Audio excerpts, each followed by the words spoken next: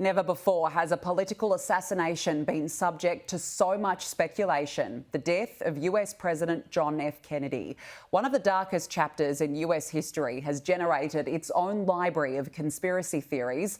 But his nephew, Democrats' presidential hopeful Robert Kennedy Jr., says the CIA was responsible for the murder beyond any reasonable doubt. Robert Kennedy has told Sky News senior reporter Adam Walters the CIA remains involved in covering up its role in the 60th anniversary year of the Dallas shooting.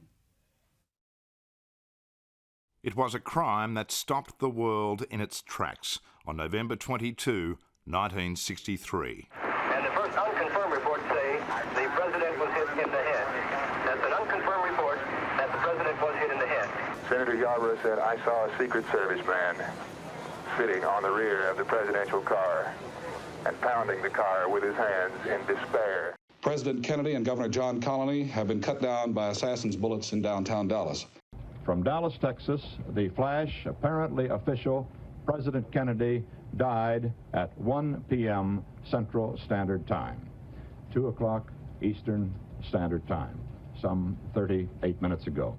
President's wife, Jackie Kennedy, was not hurt. She walked into the hospital at her husband's stretcher side.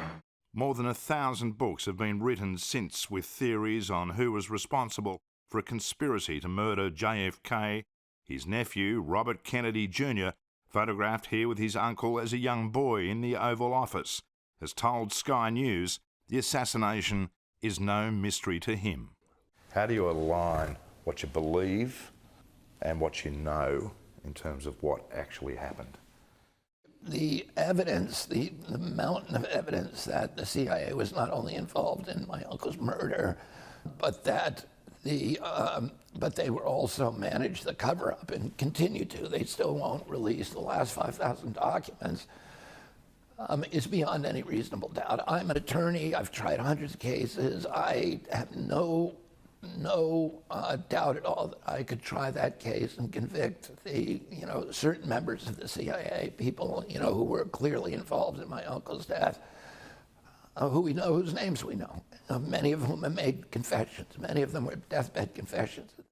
The sniper arrested for firing the fatal shots, Lee Harvey Oswald, was shot dead 2 days later, and Robert Kennedy was not surprised to learn that a 2013 poll showed 61% of Americans believed the gunman was not acting alone.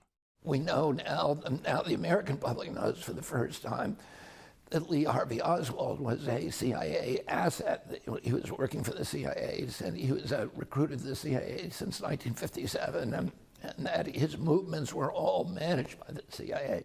The motivation, he says, could be proven to be JFK's rejection of advice from his military and intelligence advisors to invade communist Cuba and his later reluctance to deploy in Vietnam. 4 years and 7 months after Dallas, his father, Robert Francis Kennedy, was gunned down in Los Angeles as he campaigned to finish the job his brother started.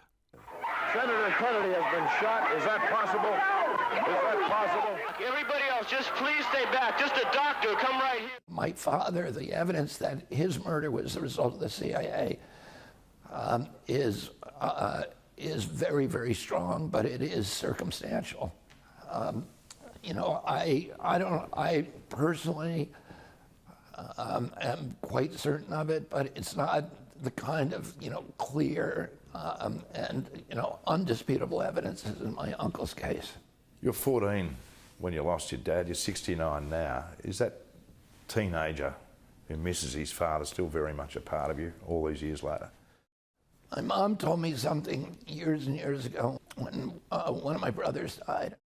I had a conversation with her about whether the hole that people leave in you when they die, the people you love, ever gets any smaller. And she says, no, it never gets any smaller. It's always there. But our job is to try to grow ourselves bigger around it. And we do that by taking the best parts of that individual, the most admirable parts of their characters and their greatest virtues, and trying to integrate them into our own character and discipline, through discipline. And in doing that, we make ourselves larger, and in that way, the whole gets disproportionately smaller. As a young man interviewed in the 1980s, Robert Kennedy Jr. seemed philosophical about the so-called Kennedy curse and the danger of entering politics. You have to think twice about that, would you? Does it frighten you at all? Well, I think that's an occupational hazard at this point. All these years later, it's a threat he's forced to confront as he follows his late uncle Teddy to become the fourth Kennedy to bid for the presidential candidacy. I take precautions, and I don't do things that I would like to do. You know, I'm not going to be stupid. And I mean, I know the risks that are out there so very clearly, and I'm not going to be stupid about it. In belying that danger, RFK Jr. won't be campaigning against the gun lobby.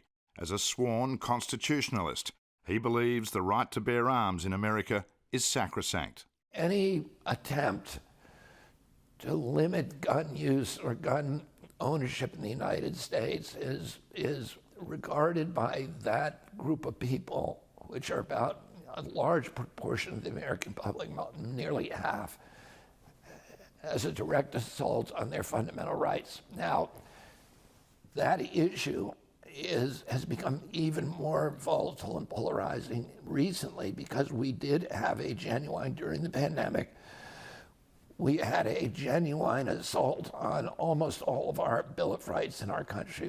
And the only amendment left was the Second Amendment. And for the people who feel strongly about the Second Amendment, they feel that the only reason that the entire Constitution was not taken away from them permanently was because they own their guns. It's not the time right now to go and tell people we're going to take your guns because they're already feeling besieged and beleaguered. A position he won't shift despite the lifelong pain his family has suffered from the bullets of assassins and a belief that he too could become a target. Adam Walters, Sky News, Los Angeles.